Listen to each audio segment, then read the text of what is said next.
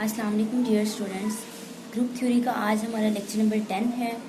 तो लेक्चर शुरू करने से पहले स्टूडेंट्स, अगर आपको मेरी वीडियो अच्छी लगे तो मेरे चैनल को सब्सक्राइब ज़रूर कीजिएगा। तो चलिए शुरू करते हैं।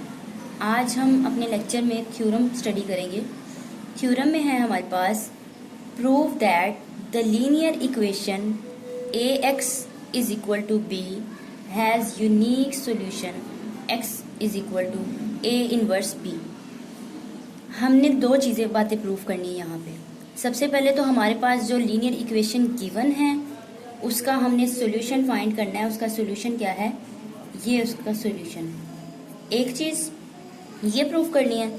दूसरी ये करनी है कि ये जो सॉल्यूशन है हमारे पास यूनिक है, ऐसा दूसरा इसकी कोई दूसरे सॉल्यूशन नहीं है, सिर्फ ये यूनिक ही है, वाहिद सॉल्यूशन है। तो दो चीज़ें इसमें से प्रूव करनी है। तो अब हम सबसे पहले प्रूव करते हैं इसको। हम लेट कर लेते हैं जो हमारे पास इक्वेशन गिवन है लीनियर, लेट किया ax बराबर है b एंड सपोज कर लेते हैं, सपोज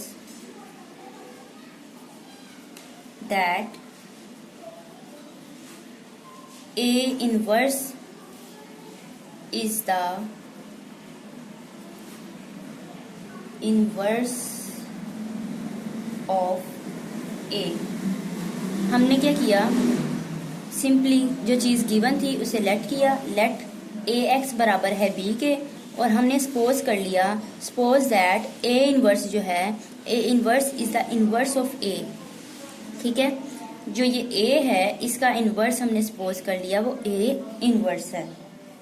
तो अगर a का इनवर्स a इनवर्स है तो हम बोथ साइड a इनवर्स से मल्टीप्लाई करवा सकते हैं। a इनवर्स, ठीक है, हमने क्या किया, ये जो लीनियर इक्वेशन गिवन थी उसको हमने बोथ साइड a इनवर्स से मल्टीप्लाई कर दिया।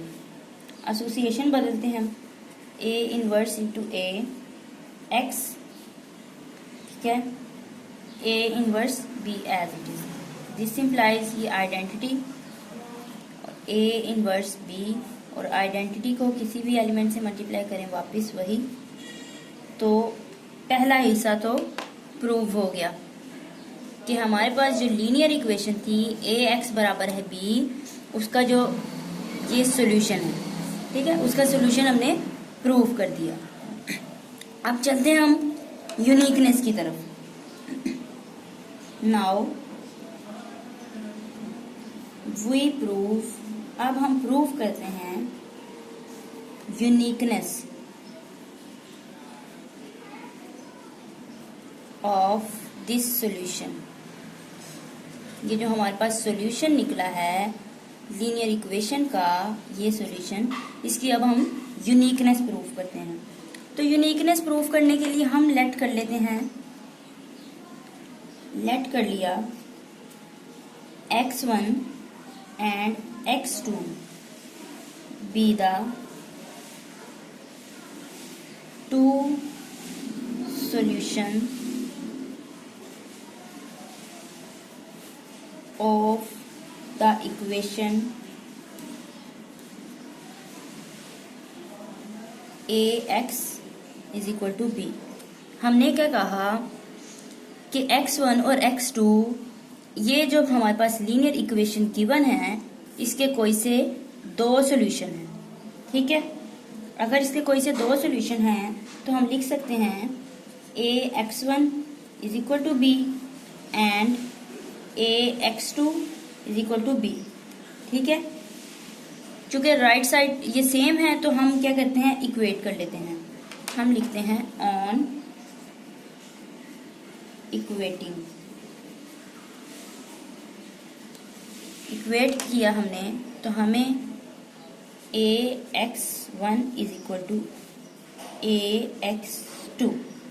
ठीक है, तो दिस इम्प्लाइज x1 बराबर है x2। कैसे, ठीक, बाय कैंसिलेशन ला, बाय कैंसिलेशन ला।